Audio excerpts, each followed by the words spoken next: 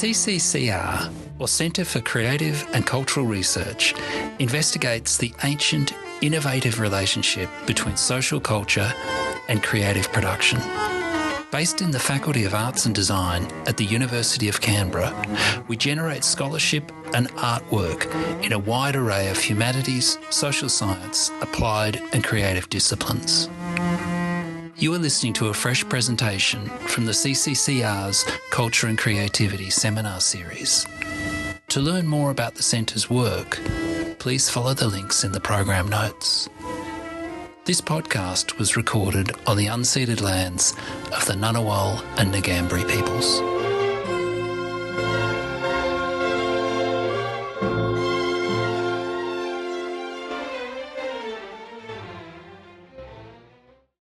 Hi everybody, my name's Paul McGee. I'm the Director of the Centre for Creative and Cultural Research here in the Faculty of Arts and Design at the University of Canberra.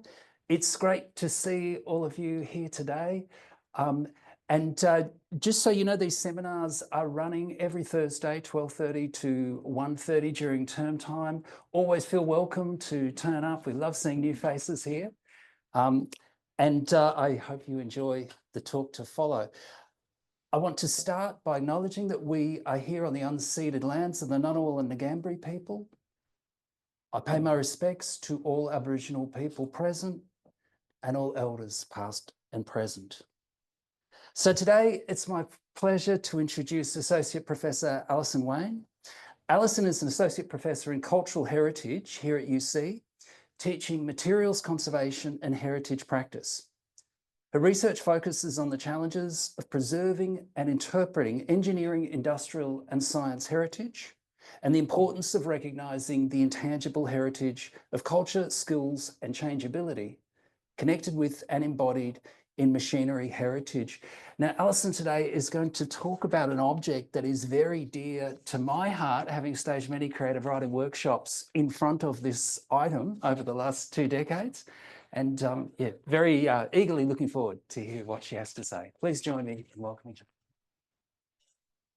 her. Okay, I'd like to follow up Paul's acknowledgement of country and I'll first click on to our telescope to join Paul in acknowledging country.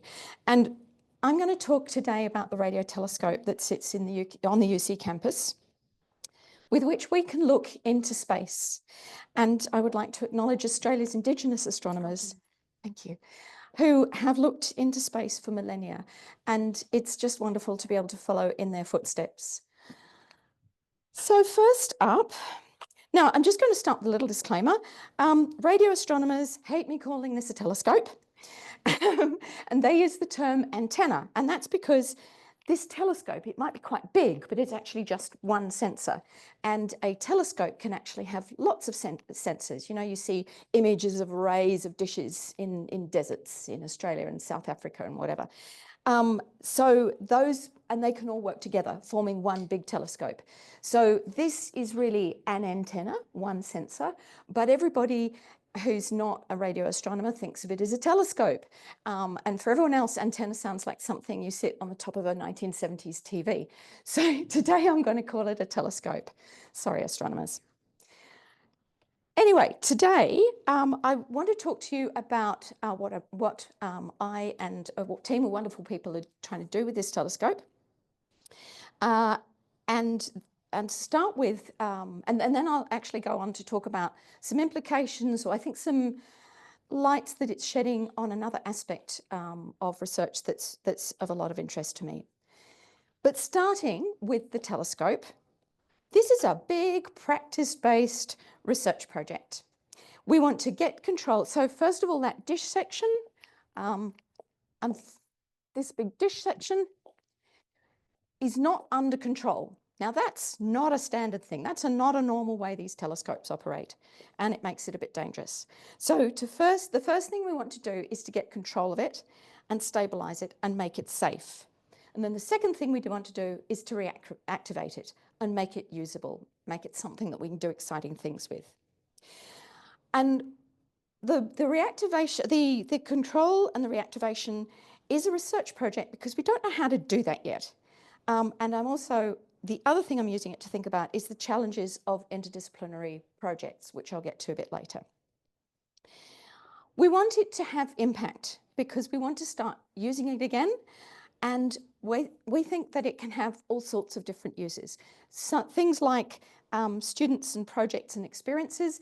And with that, I want to draw on work I did with the Molonglo Radio Telescope with Heritage Near Me funding a few years ago, where we looked at all ages. I used to take Joey Scouts, so very preschool or very early school, to that big telescope, and they had a fabulous time. And people always say, oh, telescopes, they're only really for late high school, tertiary. And they're like, no. When they're wee, that's the time you get them out there and you talk about the frogs in the receiver boxes and the birds on the netting, and just get them feeling that this is a fun place that they can be a part of, that's actually their place.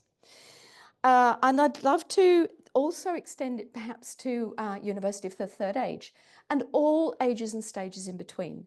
And we have lots of thoughts about the ways in which we could do that and different types of student projects.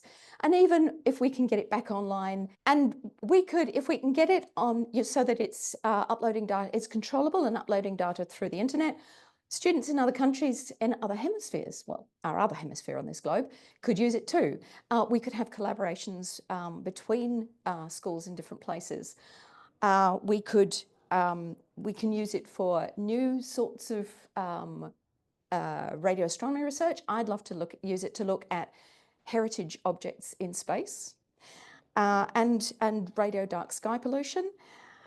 And those two could have links.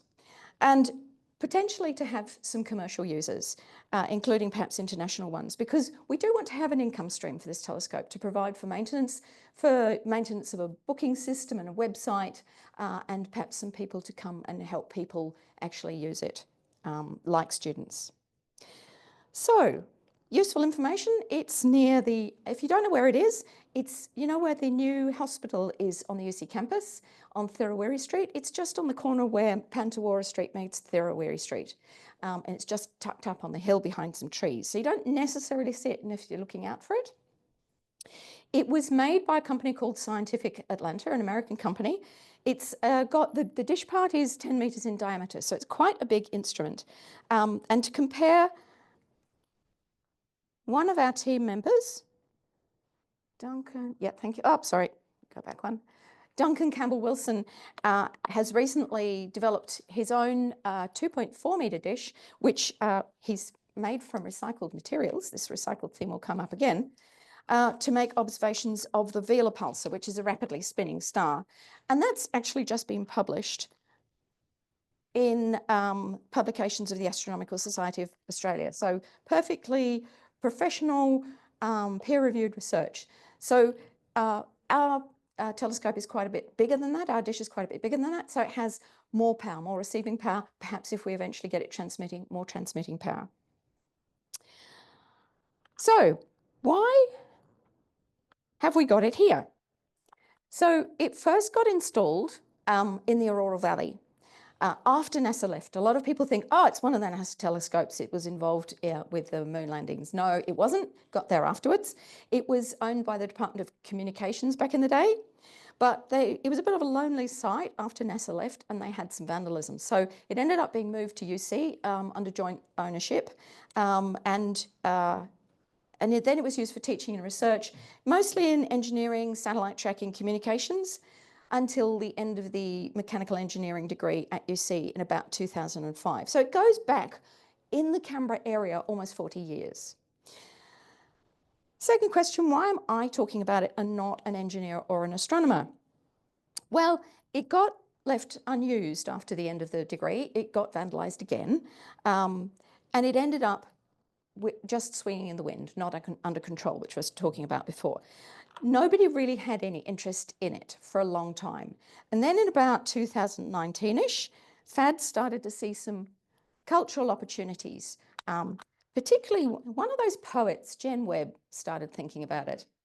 And she was talking, well, maybe we can, if this dish, if we clean up the biological growth from the dish, could we project arty stuff on it? Could we do, weird arty stuff with it? Great, but we couldn't do much till we had it under control. So I got started to think about this, and my research area is large technology heritage. So I got interested.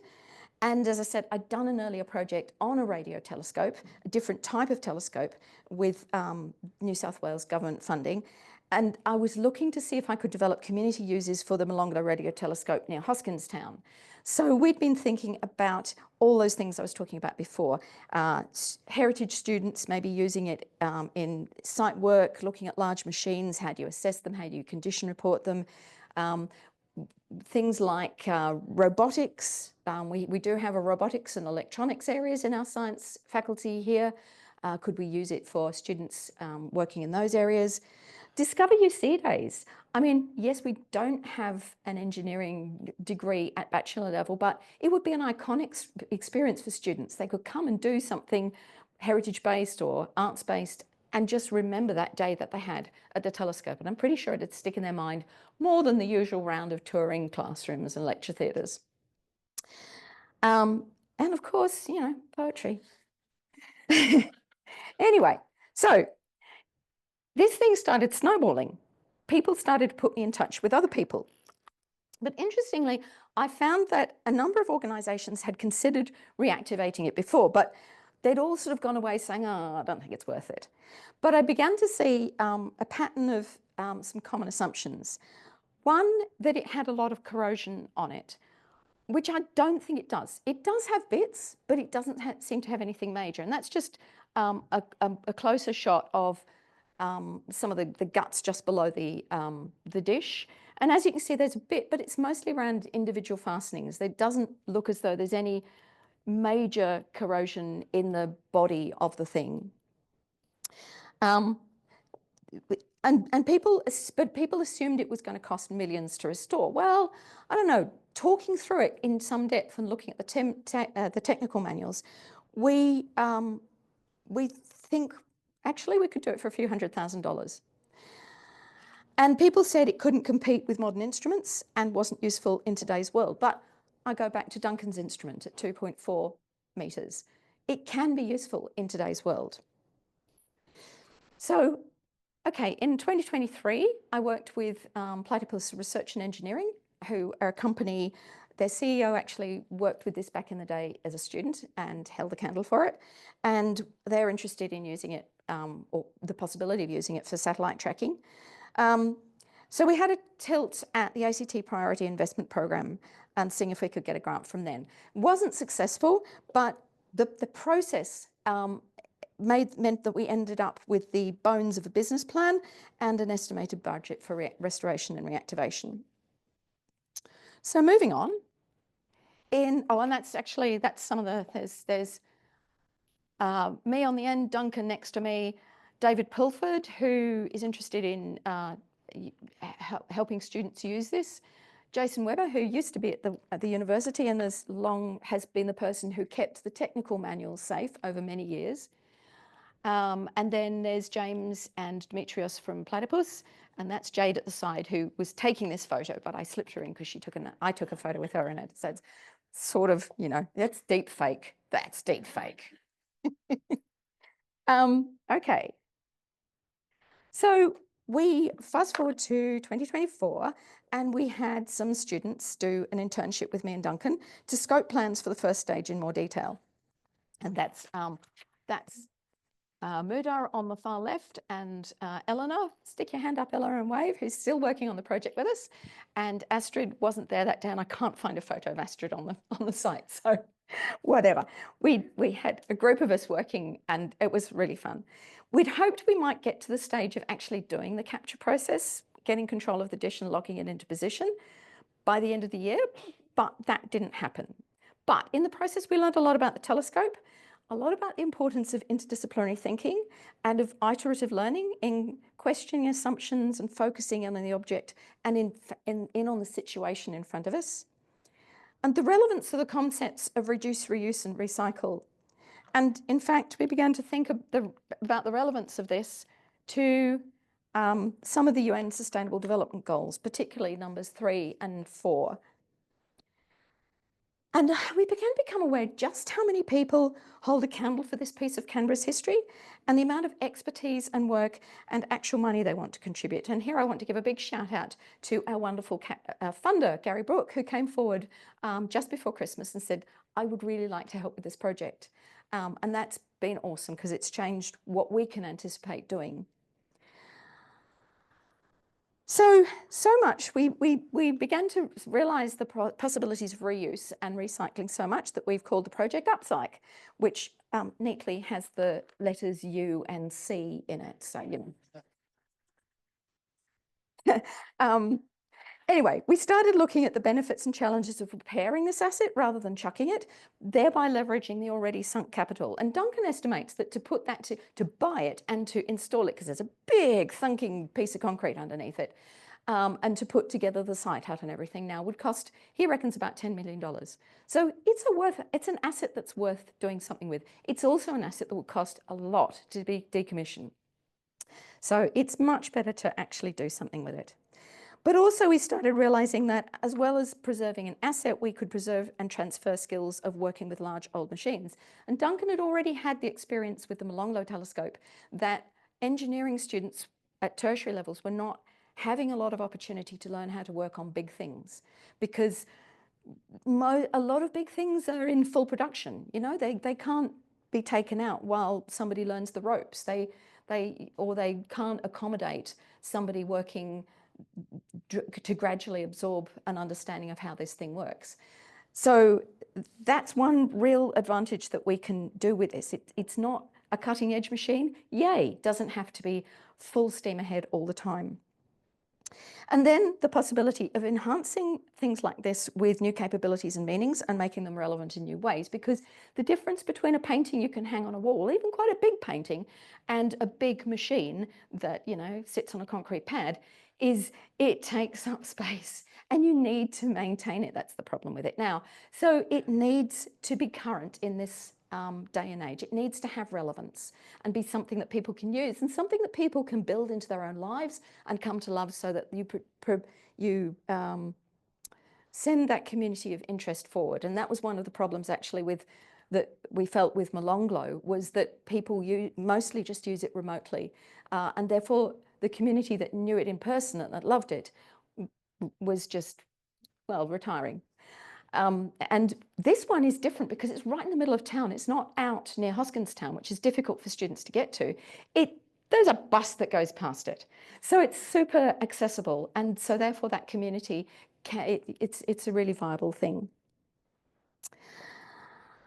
So that's the telescope, and that's what we want to do. And I am really interested to know if anyone in the audience, online or here, has ideas about how they could use it for their discipline, their interest, their creativity, their science.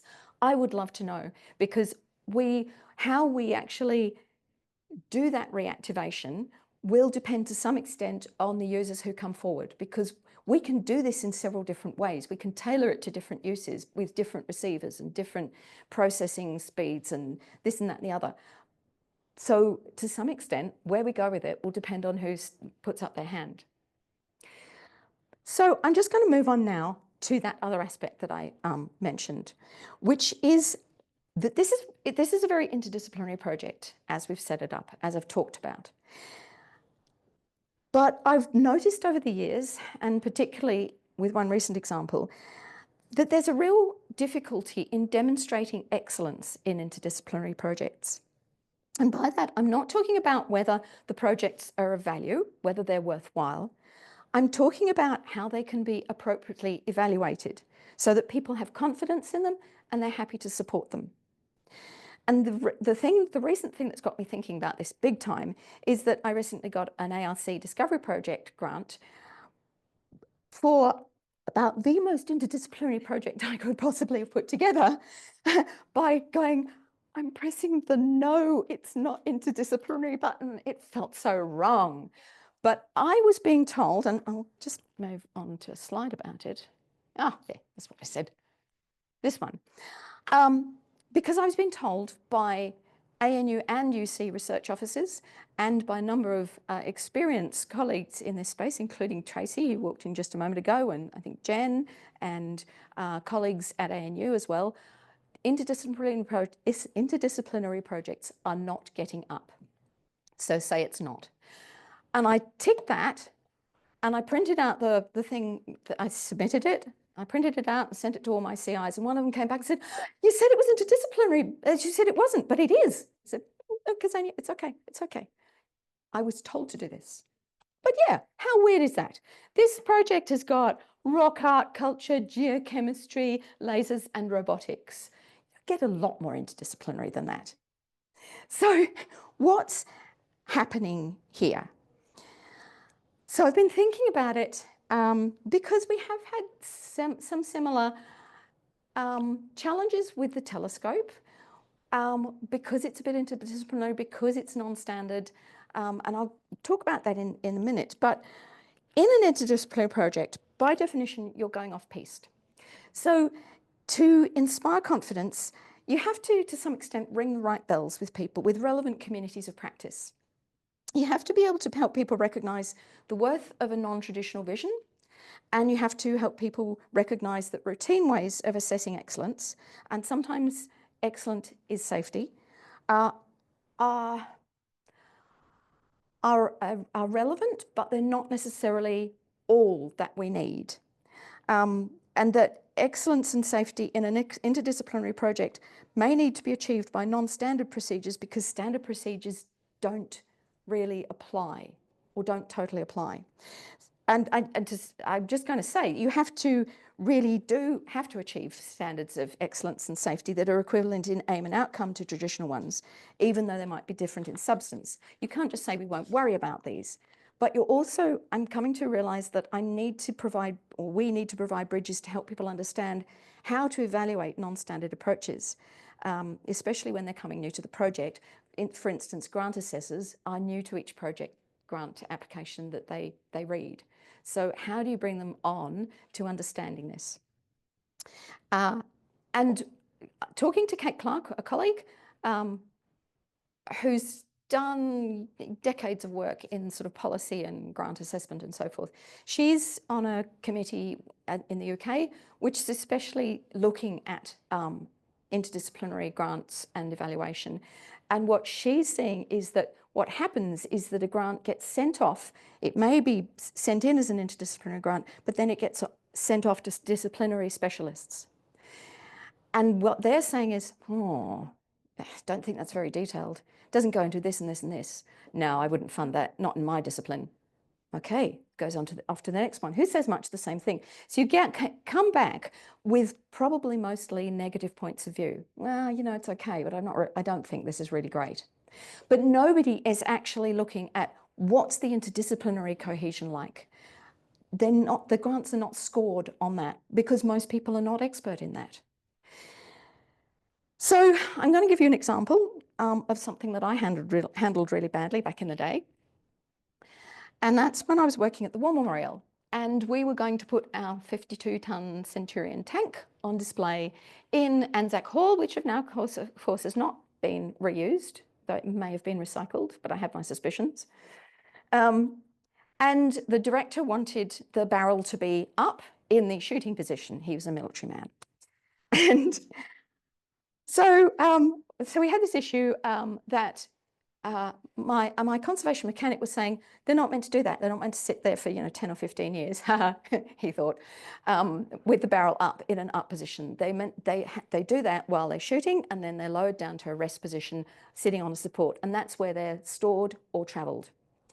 The curator was saying, the director wants it like this, we're going to do this. And he had an idea for how to do that. So I did not have the expertise to be able to arbitrate between these two people who knew a lot more about the mechanics of Centurion tanks than I did, about 99% more. So I asked them both if we could all go to the tank together, and they bring along any technical manuals and everything, and we could just have a chat about it and point at things and say, but if we do that, then we could do that, and this would happen. We eventually agreed on the curator's solution, which was to have it in the up raised position like the director wanted, which represented shooting, but we'd have some camouflage around too, and we'd make a mount so it sat up there supported. We had a disguised support underneath it. So we were satisfying that need to not rely on a position that it wasn't meant to stay in for a long time. But I heard a couple of years later that the curator was absolutely spitting furious because I had not taken his word straight off. And the mechanic thought I'd brought him, I'd arranged the whole meeting to humiliate him. So I had not put in place the bridges to help those people understand what I was concerned about I didn't have a process, or at least a process that seemed reasonable to me, didn't work for them. So I've been thinking about that and thinking that I need a standard, i.e. an agreed or recognised process for evaluating non-standard aspects, and indeed for identifying which bits are standard and which bits are not standard. So I'm thinking that if we can acknowledge and use standard procedures where possible or relevant and identify which bits are covered by those standard procedures, firstly, that demonstrates that thing, yes, appropriate expertise is in place. The team is not just hand-waving. Secondly, if we can identify clearly where the non-standard aspects are, we can focus attention on those non-standard points. And that hopefully might reduce the feeling that just everything's wishy-washy and everything's hard to evaluate. It's like comes down to, okay, those bits easy to evaluate, this bit, that's the bit we're not sure about. And then also showing where the non-standard part ends. So like stepping off a rope bridge onto solid land. Even if that solid land is the creation of a new standard or standard procedure, which it was for the Centurion. It's a variation on the stand, but it was new. So to look at the Centurion through this lens, the challenge was how to adapt the gun on the tank for heritage display with the barrel raised for a long period. The standard was, as I've said, barrel down for long-term storage and travel, but barrel up for short-term shooting. So our start point was standard. The Centurion was in the storage area, it was barrel down, it was in its storage configuration, all good. The process that we needed to use was also standard. The barrel is meant to be able to move up and down and to stop in either position. Standard, no problems there. The endpoint was the issue, the variation of the existing standard. The standard barrel, and so we arrived at that solution eventually, not particularly amicably, of a standard barrel up, but with a disguised support to keep the barrel in this position safely for the long term. So I then thought about the telescope through this lens, because we've had a number of contractors who we wanted to do things with us on the site, who've all sort of gone, oh, this is great. And then they sort of backed away and gone, I think I'm busy that week. Or equivalents. And it seems to come down to the fact that we can't tell them exactly how the older components are rated and exactly how they might respond to certain operations. So could we use this lens to look at the telescope and help channel the discussion into clear areas? Our challenge is to gain control of the dish section. And the standard way these dishes work is that they are controlled. They are either stowed using locking pins in a stow position, or they're under electronic control, or sometimes they're under manual control. I think Duncan's is under manual. So with this dish, our start point is non-standard. The dish is not controlled at all. That is not standard. So that's an issue. The process we've got to use has to be non-standard, because we have to move from this non-standard start point to what we hope will be a standard endpoint. And there are no standard procedures for that, because it is not standard for a dish to be out of control at any point. So we need to design a non-standard process to capture it temporarily, move it round to the position where we can drop those stow pins in. Once we've done that, our endpoint is then to be back at a standard endpoint, because these new stowage pins will drop into the original stowage points, and that returns the telescope to a controlled configuration that it was originally engineered for. And at that point, we can begin to work on renewing and refurbishing the movement and control mechanisms through a fairly standard maintenance approach, I think. This is what I think. So I guess I'm interested in comments from the audience. Would this sort of breakdown help? Would it help people visualize things more clearly and separate things out into this is doubtful, this is actually standard, we know this one. And how would we apply this to things like the ARC grant, which are perhaps less, the standards are less clear than for engineering instruments, possibly. And I don't know that yet, so I'd really like to throw it open to the audience. But just as I finish up, and before we get to questions, I'd like to reiterate, I would love you to let me know if you would be like to be involved with the project, or if you have a potential use for it. And there's my email at the bottom there. And yeah, thank you for coming along to listen. Thank you so much, Alison. And what a great set of questions at the end too for us to chew on. There's so much there to do with how we design research projects, how we design research evaluation systems, but also what we do with the telescope.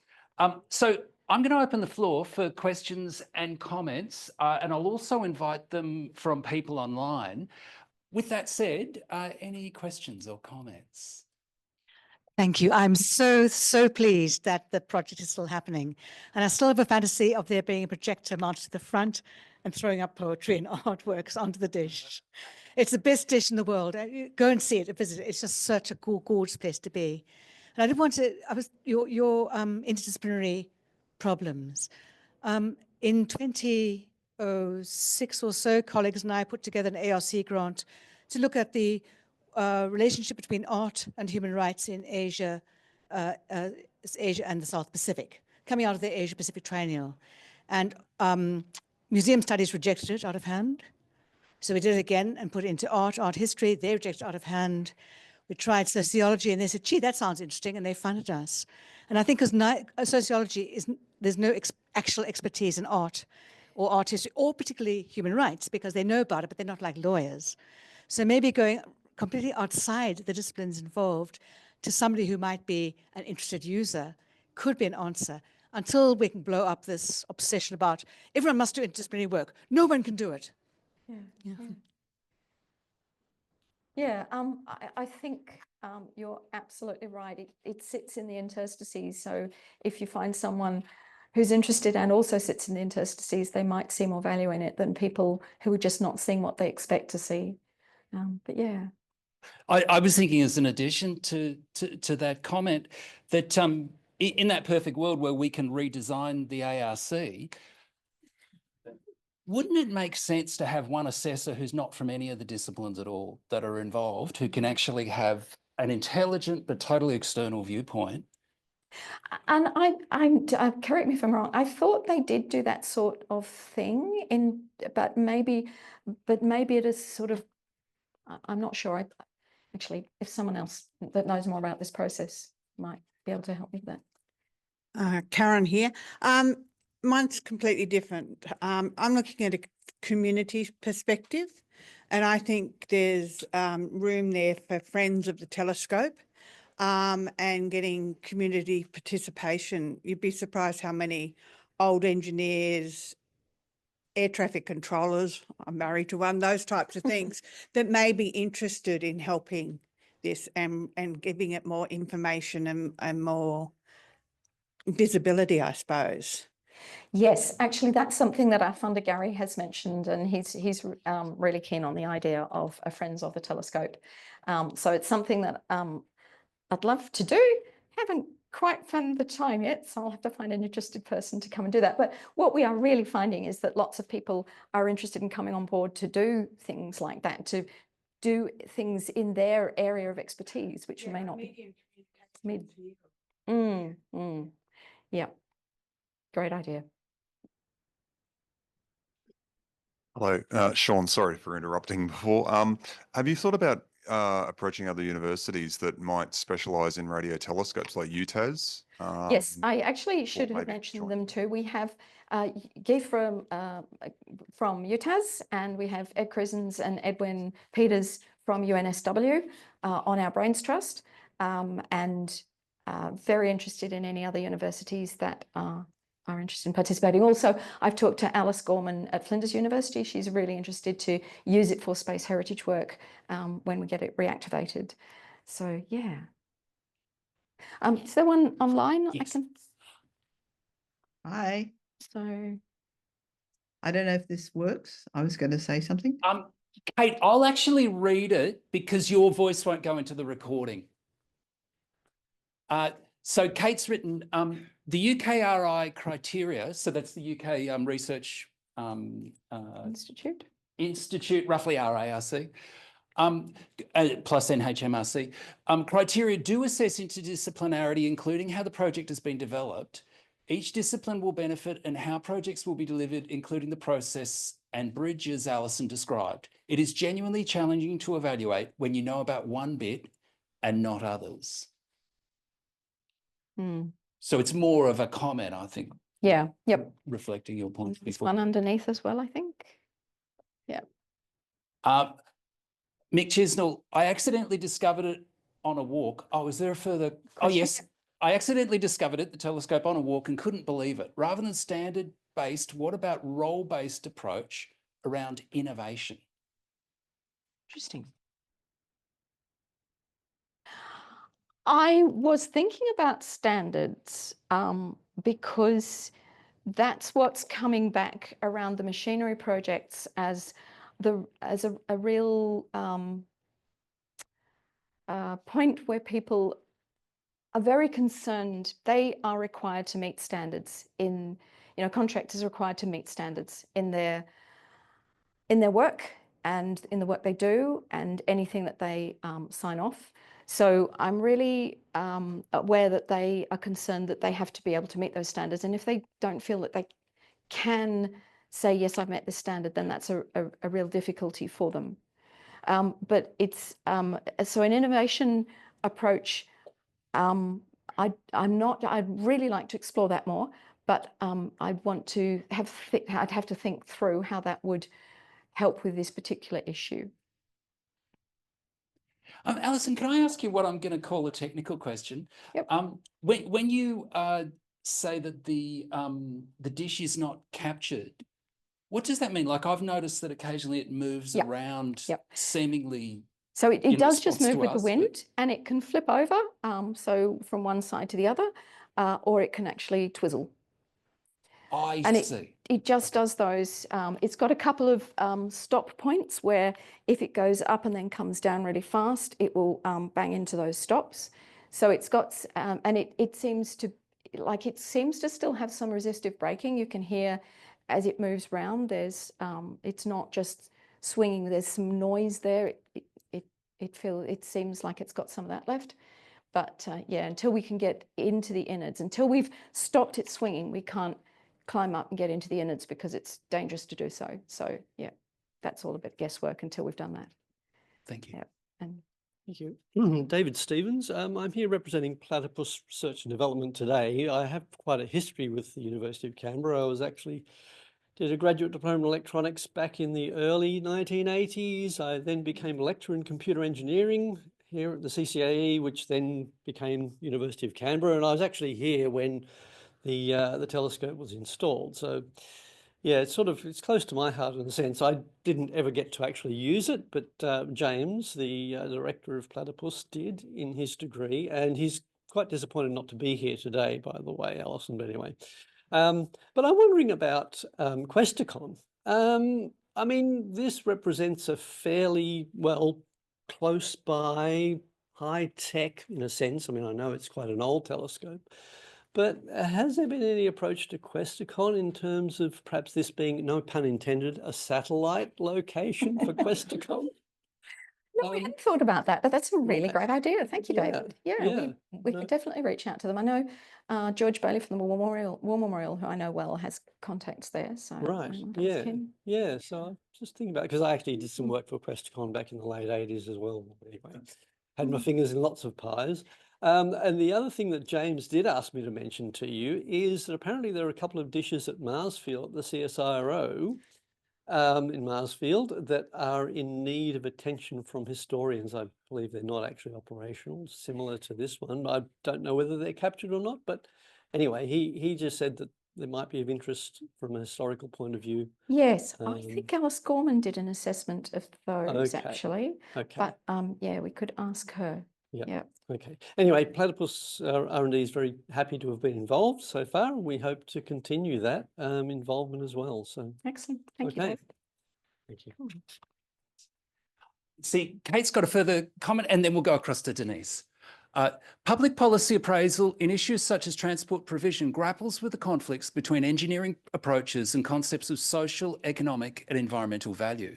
This is very similar to the problem of how to manage the telescope, which is both a technical and social issue. Technical issues are never really just technical. No, and I guess that was my point about retelling the Centurion story, was that in some sense it was a technical issue, but making decisions about it was very much a social issue, and one that continued to reverberate for some time. Denise. Hi, Alison. Thank you so much for this presentation. It's so exciting. I was interested because I understand a lot of the focus is on the instrument itself, but it's also a really compelling kind of monumental figure. And for me, thinking about those creative applications, so think about sort of like the space around it. And I was wondering whether, because I suppose the area around it in general feels a little unloved, like the garden-y kind of thing, in the way its spot, whether you envisage also part of this reframing of it or reimagining of it is also about how it's kind of curated in the landscape. Yeah, we have thought about that. Yeah. As I said, everything at the moment is directed really towards capturing it because that's the start point for, I think, everything else. Lots of, as we've been out there, so one thing is that Morali from Ecology has some bees out there, which are actually part of an experiment, I think, looking at how bees and climate change are interacting in urban environments, but don't quote me on that. But so he's very kindly actually moved the bees out for us while we do some work in there so they don't get agitated. But so there's that. We did have to actually take out a number of bushes that were growing on the site. There was some very thorny things, and we didn't want people who were concentrating on the telescope stepping back and falling into a thorn bush. Not great. So it's looking a bit barer now. But in the long term, yes, we would love to. I think we've thought of things like perhaps a boardwalk around it. One of the things is that hill, and I think this is why it's never been built on, it has the endangered sun moth. It's a breeding site for that. So anything we do on the site has to be very low impact in terms of that breeding site. But yeah, it'd be lovely to sort of do something that let people know about the site and what all these interesting aspects of it. There are lots of people who walk their dogs past. The kangaroo mob is often up there. So it's actually, I know it does look a bit unloved, but it's actually quite used. And that's really interesting in a multi-species sense that it's Yes. quite loved. That's stuff you wouldn't, necessarily perceive going past it. Ashley. My comment isn't clever or informed, but what I was thinking about as you were speaking was, are you potentially using it to transmit messages? Because I was thinking, the poetry, could you transmit it into space and and generate income for the project by offering to send out messages? So I'm just thinking, could you use it in that way, because people would probably pay to have all sorts of poetry sent into space. Get your poetry out into space. That's a winner. That's a crowdfunder. To answer your question, yes, it could potentially. And that is sort of a potential thing in stage 3. So stage 1 is getting control of the dish. Stage 2 is putting in receiving capacity and getting it connected electronically and with data and power and all that sort of thing. And stage 3 could be a transmission capability. And Platypus were really interested in using that because now there are so many satellites going up. Of course, some of them go up and don't open up correctly. They don't start talking correctly. So maybe the only way you can get in touch with them again is to sort of shout at them through a radio wave. So that's something where potential commercial users could be a thing, but it also could be absolutely used. But you have to look at somewhere, because radio waves obviously aren't things that we hear. So, and would aliens on other planets hear in radio waves? I don't know. But the thing we have to remember with that. You one publisher? Do have to be careful of is that if we're beaming a lot of radio energy into space, that is quite dangerous. So that's extra licenses and permissions and training and skills and all that sort of thing. So definitely stage 3, but I love that. Beam your poetry into space. Awesome. Hi. Yeah. Thank you so much for your beautiful research on the subject. And my name is Malik. I'm Iranian, and I'm a visiting fellow at the ANU, but by chance of knowing the Tracy Island and Ikumus, today I'm here. So I'm really grateful for that. And I have an ongoing proposal for my PhD, and it's about cross-domain mapping and interdisciplinary approach to unifying the intangible heritage of indigenous people, which is included astronomy, ontology, archaeology, and everything. Almost everything. And I'm using the principle of the first civilization from the Silk Road area and compare with each other and cross-domain between them and find some conclusion about it. And this object and this dish is a really fascinating subject for somehow we can create some healing process for this colonization and practice the indigenous astronomy for everyday children heritage practice, and it's really fascinating. And thank you so much. It's sparking in my mind. Oh, it's really good for that subject. We can be a part of PhD and work on it because last time I was talking with the Hamacher. He wrote Professor Hamacher. He's wrote about the first astronomer. And we talk about it, and it's really amazing because we can do that with interdisciplinary approach, and we can, especially when I'm from another optics. I'm a North Hemisphere and the South Hemisphere, and it's really amazing to compare with each other how we approach the universe, how we approach to observing that, and how the indigenous people did that, and how we can, cross-domain. Do the cross-domain mapping and bring the interdisciplinary in this project. It's really amazing. Thank you so much. Thank you. I would actually like perhaps to, so Meryl Findlay is here today, and Meryl's pulling together the Inland Astro Trail to try and pull together a network of the many sites of astronomy around, I guess, Eastern Australia now, isn't it? Southeastern Australia. Yeah. So, and including a lot of Indigenous sites. Yes, I've got about 300 sites in New South Wales, Queensland, South Australia, Victoria, and the ACT, and I'm linking them up as a mega road trip. And I have a webpage called inlandastrotrail.com, which, I keep saying it's going to be launched soon, and it is going to be launched soon. And of course, Upcyc is on it. And each of these several hundred sites will have a blog page on the website. So we're looking at, nearly 14 billion years of celestial creation and 65,000 years plus of stargazing in Australia and what is it?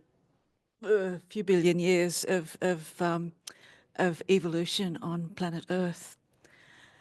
And so the site not only looks at what's up there and our cultural relations with it.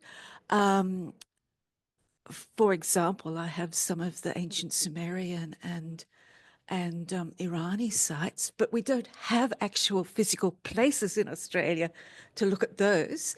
So what I'm having to do is find sculptures that, I can put on the trail and say, this is a site from which we can reflect upon.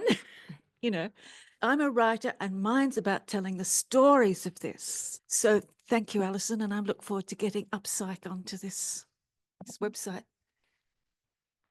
Okay, we've got time for one more comment or question from Mike.